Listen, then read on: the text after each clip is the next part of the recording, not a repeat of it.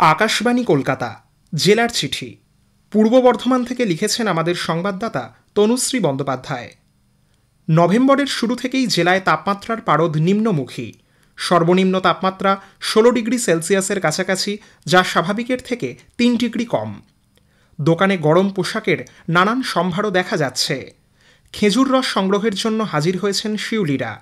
এদিকে শীত পড়তেই জলাশয়ে বিদেশ থেকে উড়ে আসছে পরিযায়ী পাখিরা। রাজ্যের শস্যভাণ্ডার পূর্ব বর্ধমানে এখন ভরা চাষের মরশুম। মাঠ ভরে উঠেছে সোনালী ফসলে। অন্যদিকে আলু বসানোর প্রস্তুতিও শুরু হয়ে গিয়েছে। অনেক জায়গায় আমন ধান কাটার কাজও চলছে। এখনও পর্যন্ত প্রায় 10% জমির ধান কাটা হয়েছে বলে কৃষি দপ্তর সূত্রে জানা গিয়েছে।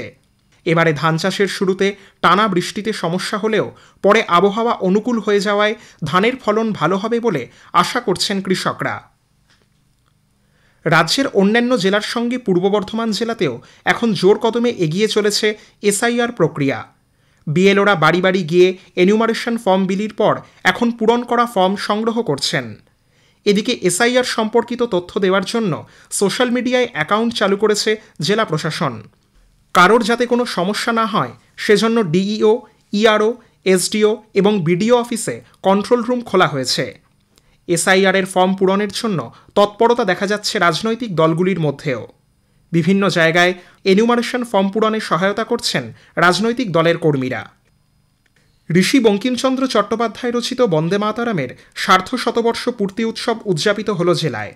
বর্ধমানের কাঞ্চননগর দীননাথ দাস হাই স্কুলে এই অমর রচনার 150 বছর পূর্তি উপলক্ষে গত 7 তারিখ স্কুলের প্রাত্যহিক সম্মেলনে স্কুলের ছাত্রছাত্রী এবং শিক্ষক শিক্ষিকারা সমবেতভাবে বন্দে মাতরম পরিবেশন করেন।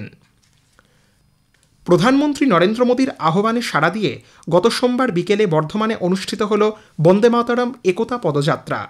ভারত সরকারের যুব ও ক্রীড়া মন্ত্রকের অধীন মাই ভারত এবং বিভিন্ন সামাজিক সংস্থার পক্ষ থেকে এই পদযাত্রার আয়োজন করা হয়েছিল। বর্ধমান শহরের ডিভিসি মোড় থেকে পদযাত্রা শুরু হয়ে শেষ হয় কার্জন গেট এলাকায়। আত্মনির্ভর ভারত গঠনের লক্ষ্যে সভা থেকে দেশে উৎপাদিত সামগ্রী ব্যবহারের আহ্বান জানানো হয়। উপস্থিত সকলকে শপথবাক্য পাঠ করানো হয়।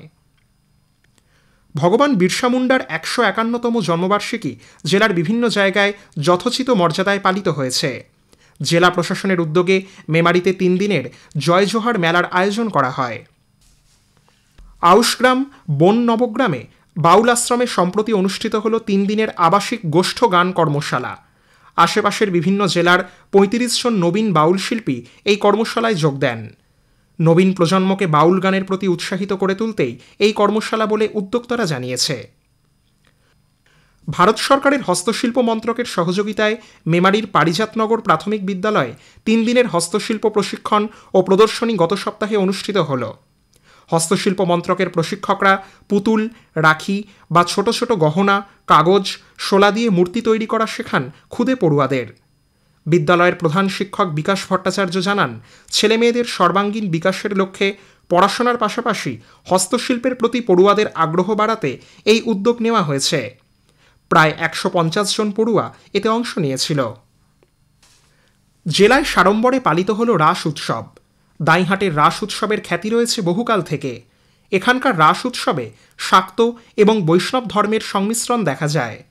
রাধাকৃষ্ণের পাশাপাশি চলে মা কালীর আরাধনা। প্রতিবারের মতো এবারেও রাসের শোভাযাত্রায় অংশ নেন সাধারণ মানুষ।